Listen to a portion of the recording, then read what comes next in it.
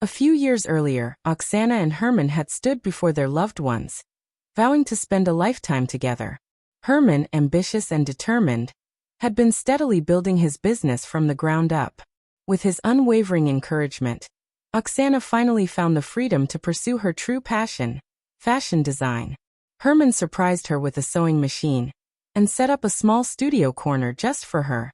What began as simple sewing projects soon grew into unique custom pieces admired by friends and family, sparking more requests. Each order fueled her confidence. Herman, proud of her dedication, invested in her dream, covering her travel expenses for workshops and courses that sharpened her skills. Meanwhile, Herman had his own uphill battles in entrepreneurship. Success didn't come easily, but his resolve never wavered. Everything shifted the day Vladimir, an old college companion, re-entered his life. Herman's vision impressed Vladimir, who slowly transitioned from casual supporter to trusted business partner. Their collaboration thrived, and soon Herman depended heavily on him. Life seemed complete. A thriving company, a devoted wife, and a comfortable home that reflected years of hard work. Wanting to show Oksana how much she meant to him, Herman decided on a surprise. He remembered a quaint jewelry shop he'd once passed and wondered if they crafted custom pieces. After confirming they did, he worked closely with the artisan to design something special. A white gold ring adorned with delicate gemstones, its pattern mimicking rolling waves, symbolizing their first meeting by the sea. When he presented it, Oksana was overwhelmed with emotion. She wore it proudly beside her wedding band, treasuring both as symbols of their love. Months later, after an exhausting day at work, Herman came home hoping for peace. But as Oksana served dinner, he noticed something was missing. "Zana, where's the ring?" he asked, genuinely puzzled. Her face tensed with regret. "I scratched it while sewing. I dropped it off at the workshop to fix it," she explained. Herman frowned, disappointment in his voice. "You could have told me. I'd have taken it back to the jeweler who made it for you." She waved off his concern with a laugh. "It's a minor repair. Don't worry, I'll handle it." Though reassured, Herman couldn't quite shake the unease. The next morning, hurrying toward the bus stop, his car still awaiting repairs, Herman mulled over her words. How exactly had she scratched it on a sewing machine? Then again, Oksana's clumsy streak often led to odd accidents. Still, something gnawed at him. Later that day, rushing for an important meeting, he grew frustrated when no taxis were available. That's when he noticed a familiar car parked nearby, Vladimir's. Confused, Herman recalled Vladimir had phoned in earlier, claiming to be bedridden with illness.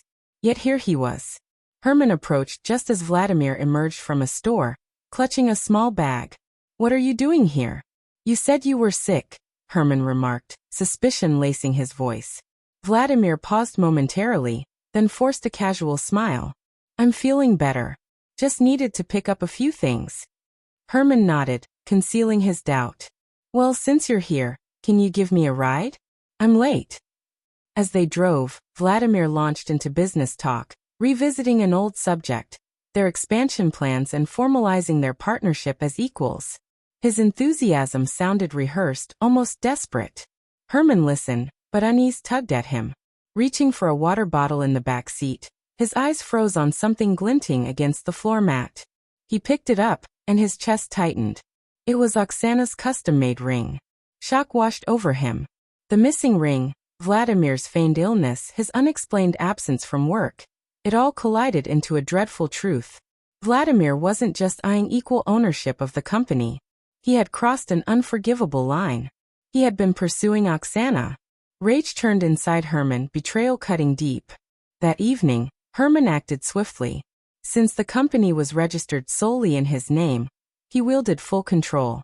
Before confronting anyone, he revoked Vladimir's access to shared documents, revoked his authority, and locked him out of the business.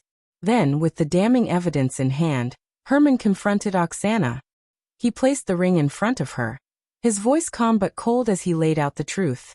Her face paled. Denial was useless. The truth was bare. Herman's heart hardened. Without hesitation, he demanded she leave. Despite her desperate pleas and promises of change, he refused to yield. The betrayal was too deep. The following day, A courier delivered the rest of her belongings, a final, unambiguous closure. Oksana, devastated, turned to Vladimir. But the foundation of their affair was already collapsing. Vladimir, stripped of his business prospects and spiraling into financial ruin, grew bitter and restless. The weight of their failing life together shifted onto Oksana, who now supported them through her own work. Resentment, poverty, and broken dreams consumed them until she could bear no more. Eventually, she left Vladimir, moving in with a friend before filing for divorce. In her despair, Oksana later tried to return to Herman, hoping for forgiveness. But Herman, resolute and unwavering, refused to look back. That chapter was closed forever. He poured himself into his work, determined to protect what he had built. With steady focus, he pushed forward, leaving behind the scars of betrayal. For Herman, the future remained his only path, while the past lay buried, never to be unearthed again.